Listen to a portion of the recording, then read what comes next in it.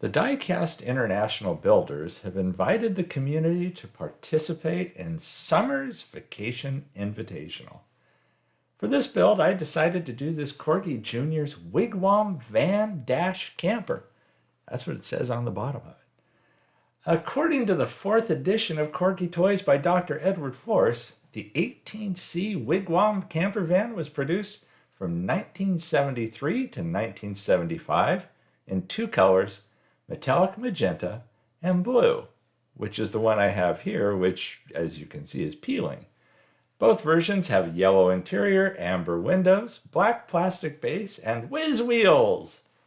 This is going to be somewhat of a Restomod with a color change and some details added, but I'm going to try not to get too carried away with it. You can see the paint is basically flaking off of this thing, which that always surprises me when paint flakes off of something like this. Usually you see them just worn down, but not this one. This one, it does have some wear to it, but it's not terrible. You see it has 2 posts. For whatever reason, I always have problems with Corgi Juniors bases. I don't know if it's because they fit rather snugly compared to some other cars. Maybe it's the shape of them, but I did lose a little bit of the plastic on the front. You can see right there, just a little bit around that front post, which turns out to be pretty much irrelevant because of those super tiny posts. I love this yellow interior, basically because of that checkerboard tablecloth. The amber glass, you see it, you squeeze it to get it out because there's designs on the side that lock it in. And it's super thin plastic. There is not much to that at all. As you can see, it's kind of worn, but not terribly. I ended up filing away the front post because there wasn't a post there, basically. I did leave a little of the back post, but you'll see what I end up doing with it. For the paint, I used Tester's Extreme Lacquer Deja Blue, which, yeah, I love that color. I'm going to hate when it's not available anymore. I don't do a lot of detailing to this. I use the Sharpie to pick out some of the door handles. There's a side rail that you would like hang on to when you're getting in and out of the front area. But I didn't get too carried away with it. I wanted to keep it simple. The interior I end up not doing anything to because I didn't want to do anything that would detract from that tablecloth. So once I finished putting the details on here, I did go over it with a clear coat, which was the Minwax Gloss Clear Polyurethane. On the glass, I did polish it with flitz. There's so little meat to that plastic that I didn't dare try sanding it. I polished the heck out of it.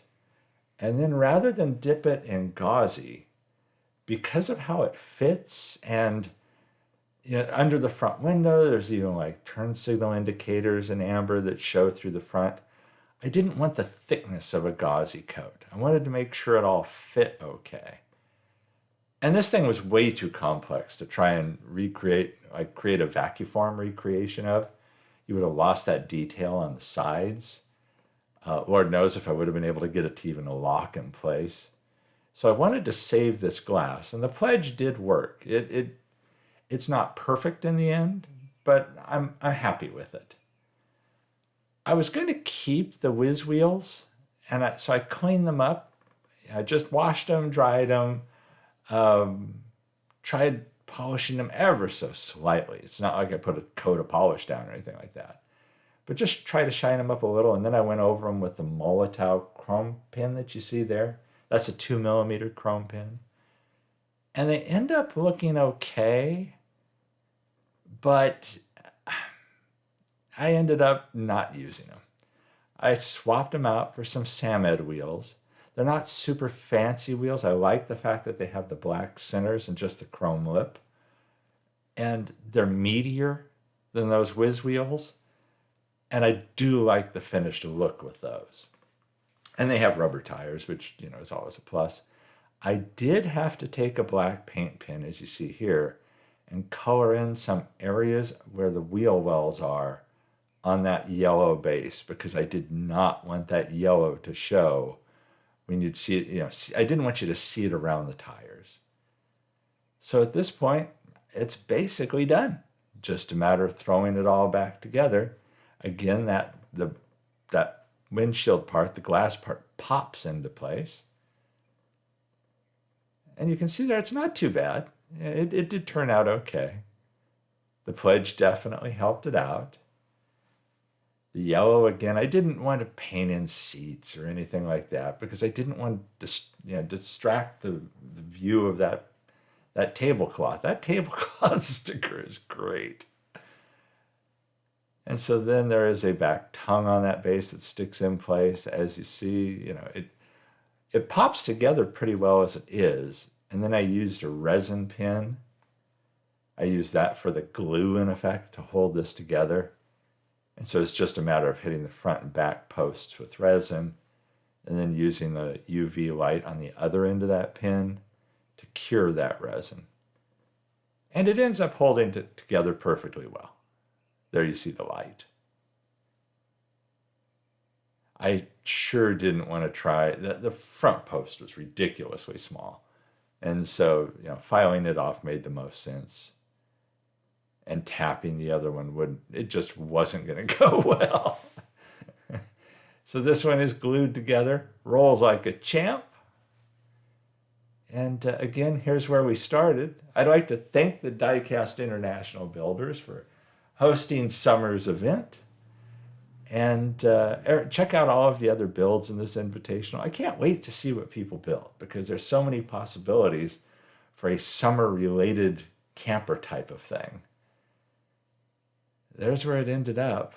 And it's rocking and rolling on that turntable. It's an interesting little casting. It's definitely different. So I hope you like this as much as I do. And again, be sure and check out all of the other builders in this event. Everybody, thanks for watching this video. Stay safe and healthy out there. And I'll catch you in the next one. There are some glamour shots coming up here at the end.